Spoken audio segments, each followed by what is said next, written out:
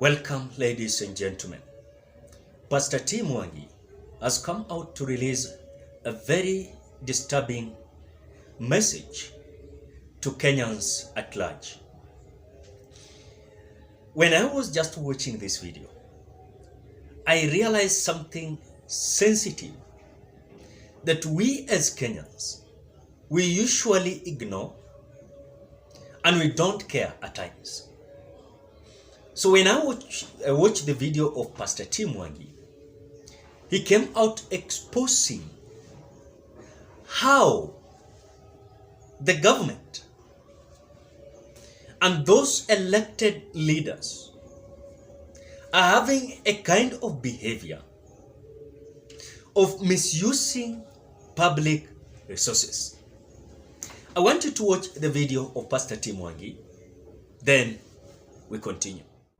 Okay, let me stick to the scripture, because sometimes I get carried with these matters, and I was just looking the other day, I was saying, oh Jesus, I don't think there is any Kenyan who has a problem paying tax. No one, even me. And it is expensive. The problem is, before we even pay tax, someone has a watch worth 8 million. Another one has a watch worth 3 million. Another one is buying the boyfriend alcohol worth 420,000. Another one is parading a new Range Rover worth 20 million. When ordinary Kenyans, less than 1 year, we cannot even afford meals.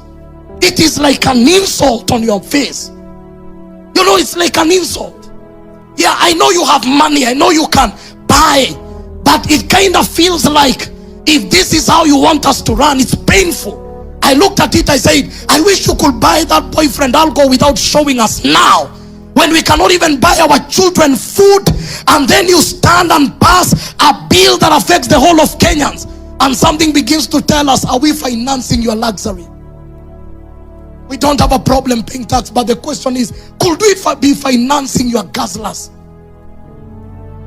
How I pray that these young men in parliament will hear this word and know you can't raise an inheritance that is corrupted. It will eat your children.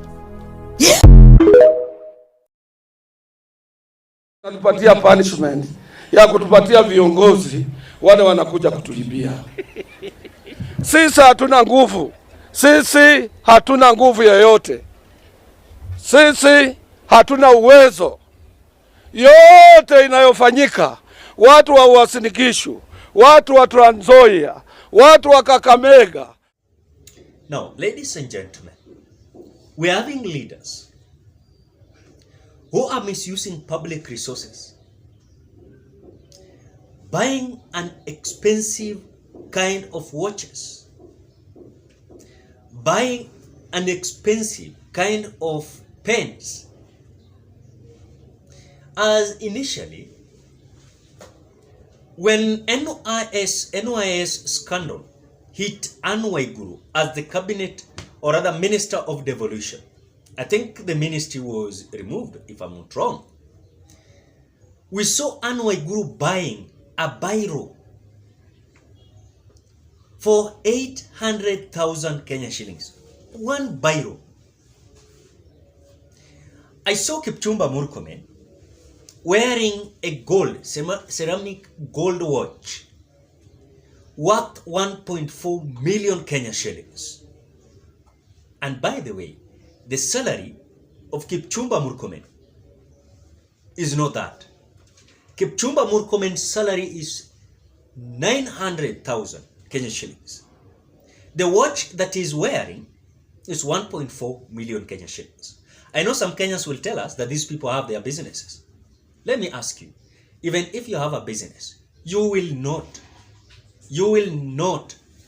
take your money from your business, even if you are thriving well in your business, and take a watch of 2 million, 8 million, you know, it is difficult. And that is the kind of leadership we are having in this country. That as long as they are in those offices, it is a matter of squandering and misusing the public resources in the name in the name of their offices. I saw some people, a certain minister, launching a 20 million Range Rover. Now, these people are telling us that the taxation is going to deliver us from this kind of bondage of burden, or rather, bondage of debts. As they are claiming that they don't want to borrow, but the taxation is the option they have. Something that Pastor Mwangi has revealed to us, we as Kenyans. Taxation is not a problem, but those who are going to handle these resources, that is our problem. I think that is the message that we must take home. The taxation is not anything. They will tax everything. Let them tax everything, including oxygen. But the truth is, those who are going to handle the resources. That is the big problem that Mwangi is telling us. And in any case you don't understand, ladies and gentlemen, as we speak now, those who are cabinet ministers, members of parliament, PSS, chief administrative secretaries, those who are in parastatals, those who are in boards, they are enjoying buying multi-million houses and expensive cars, as we are just from election 9 months ago. And these people are having money to misuse across the Republic of Kenya. Now, look at the cabinet minister of Labour, Florence Bori. The other day, they were fighting with a member of parliament from Murang'a County, Honorable Edward, about the house in Karen, worth 120 million Kenya shillings. Now, let us speak the truth. I know Edward is a millionaire. He's a lawyer. He has money. To buy that house is not a problem.